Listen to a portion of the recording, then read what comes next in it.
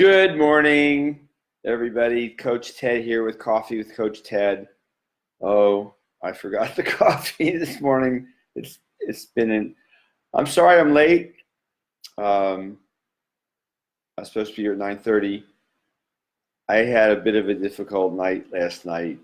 I went to my ukulele meetup, and there's lots of food there, lots of sugar, cookies and cupcakes, and also eggnog, and I ate too much. I had a terrible stomach ache last night during the night, and so I ended up sleeping in late.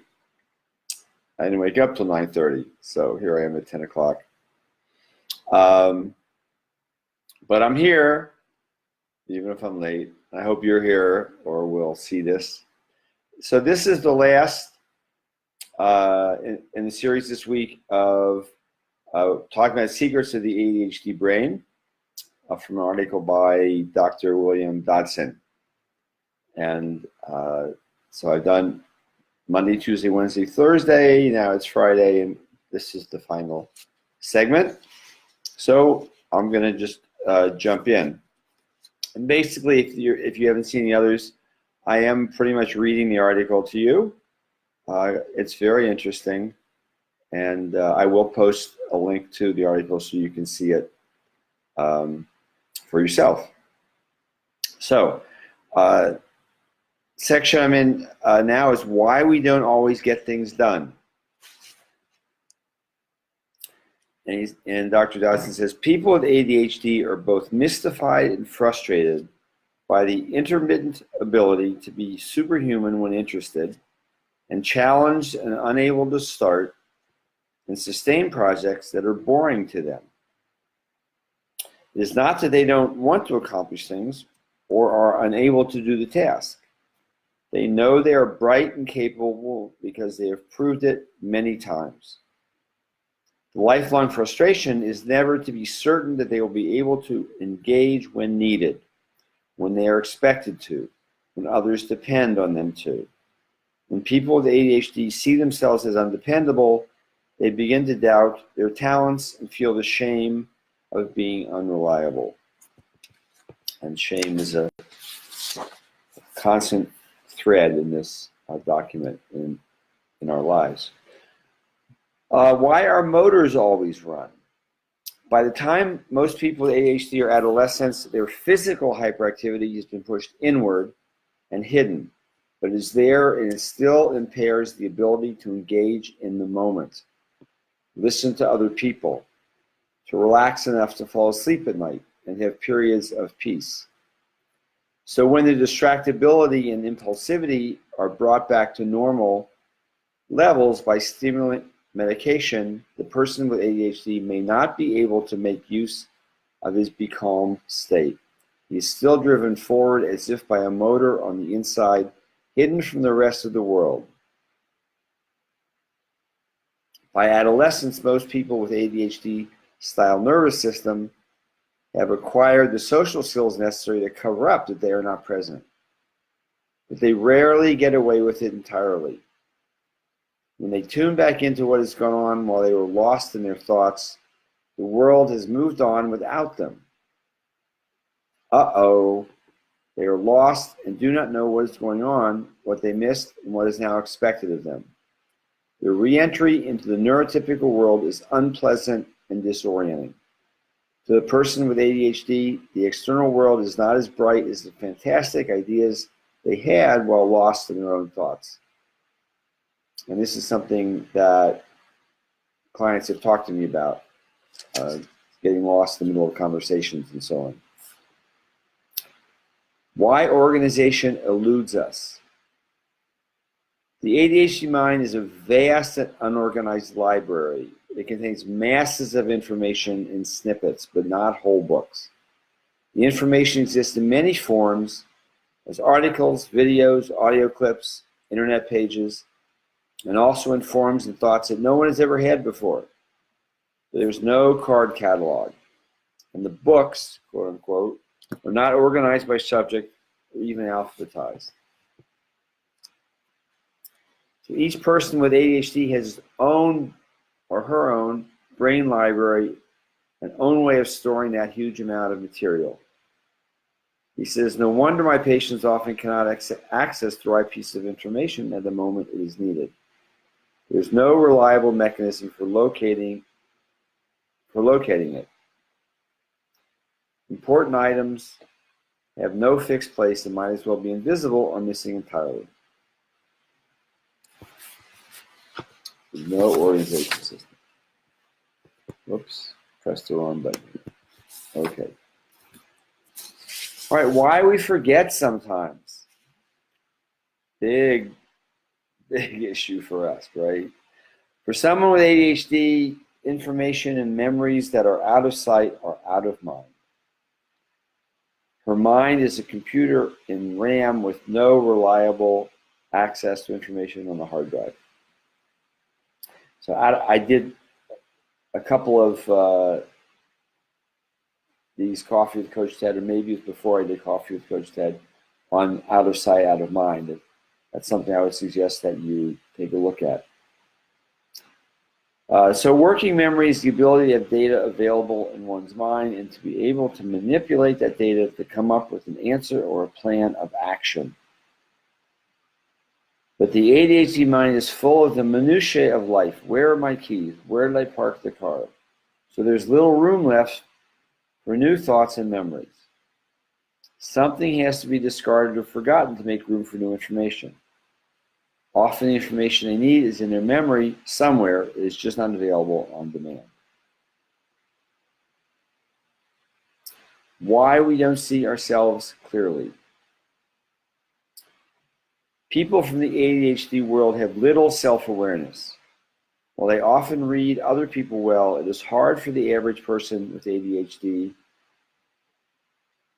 to know from moment to moment how they themselves are doing, the effect they're having on others, and how they feel about it all.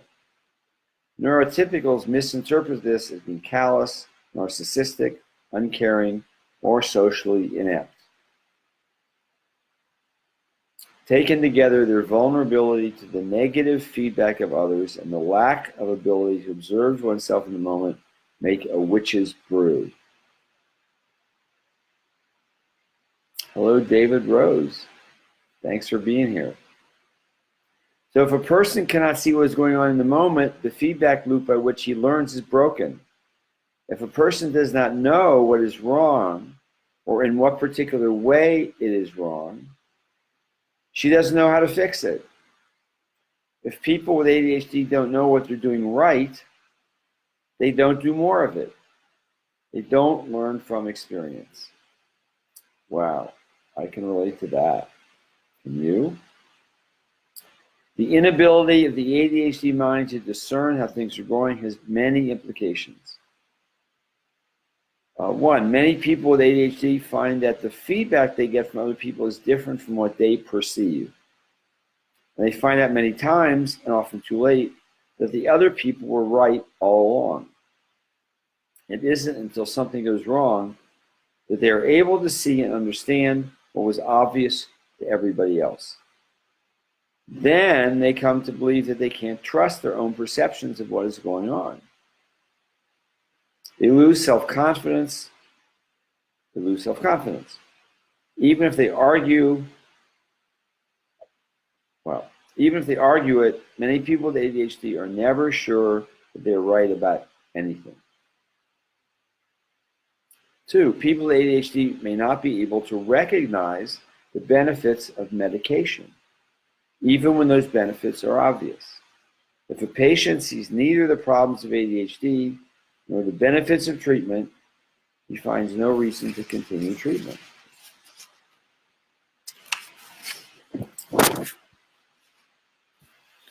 Hi, Jeanette. Welcome. So I'm almost done here. Right, we're going a little later today. And three, people with ADHD often see themselves as misunderstood, unappreciated, and attacked for no reason. Alienation is a common theme. Many think that only another person with ADHD could possibly get them. Their quotes. And 10, why we're time challenged. Because people with ADHD don't have a reliable sense of time, Everything happens right now or not at all. We have this sense of not now or not now. Along with the concept of ordination, which is what must be done first, what must come second, there must also be the concept of time. The thing at the top of the list must be done first, and there must be time left to do the entire task. He says, I made the observation that 85% of my ADHD patients do not wear or own a watch. More than half of those who wore a watch did not use it, but wore it as jewelry or to not hurt the feelings of the person who gave it to them. For them, time is a meaningless abstraction. It seems important to other people, but ADDers have never gotten the hang of it. And this article is by William Dotson, MD, board certified in psychiatry, specializes in treating adult ADHD in Greenwood Village, Colorado. And this article is adapted from his forthcoming book, What You Wish Your Doctor Knew About ADHD. So that's the end of the article. I hope that was useful to you. There's a lot of information there. I will post the link to the article so you can read it yourself. So the wrapping things up, give you the usual notes here. One, if you're not familiar with my Live Fully with ADHD Facebook group, I invite you to come explore and join us.